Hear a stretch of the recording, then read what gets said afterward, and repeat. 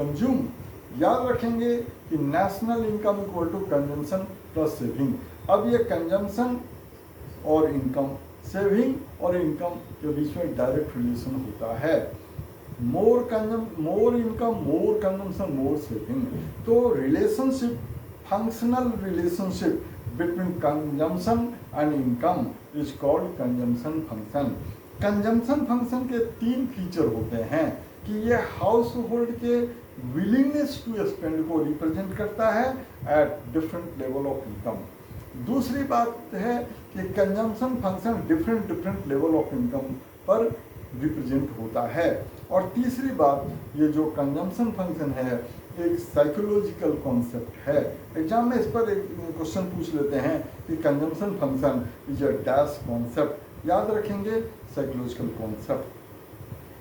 अब इसको समझने के लिए भी अगेन एक शेड्यूल बनाएंगे जिसमें इन 3 कॉलम होंगे, दो कॉलम होंगे, इनकम एंड कंजम्पशन। वो पहले शेड्यूल से ही इनकम जो है 0, 100, 200 इस तरह से 400, 500 तक ले लेंगे और कंजम्पशन 0 लेवल पर 40 ले लिया, 40 ऑटोनोमस कंजम्पशन, और उसमें 80 ऐड करते चले गए तो वो टोटल कंजम्पशन हो गया। अब डायग्राम में क्या है कि एक्स एक्सिस पर इनकम को डिनोट करेंगे और वाई एक्सिस पर कंजम्पशन को डिनोट करेंगे।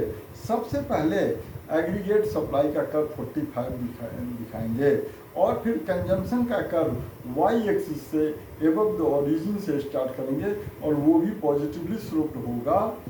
और जिस पॉइंट पर ये कंजम्पशन का कर्व इनकम के कर्व को कट करेगा, इस एग्रीगेट सप्लाई को कर्व कट करेगा, उसको ब्रेक इवन पॉइंट कहते हैं। ब्रेक इवन पॉइंट के पहले कंजम्पशन इनकम से ज़्यादा होता है, इसलिए डिस सेविंग होता है। ब्रेक इवन पॉइंट पर कंजम्पशन इनकम के इक्वल होता है, इसलिए सेविंग 0 होता है। और ब्रेक इवन पॉइंट के बाद कंजम्पशन इनकम से कम होता है, इसलिए सेविंग होता है। तो कंजम्पशन फंक्शन के बारे में 5 बातें समझ लेंगे। फर्स्ट पॉइंट है कि consumption curve starts from Y axis above the origin due to autonomous consumption. दूसरी बात, consumption curve is positively slope due to direct relationship with income. तीसरी बात, at break even point consumption and income are equal,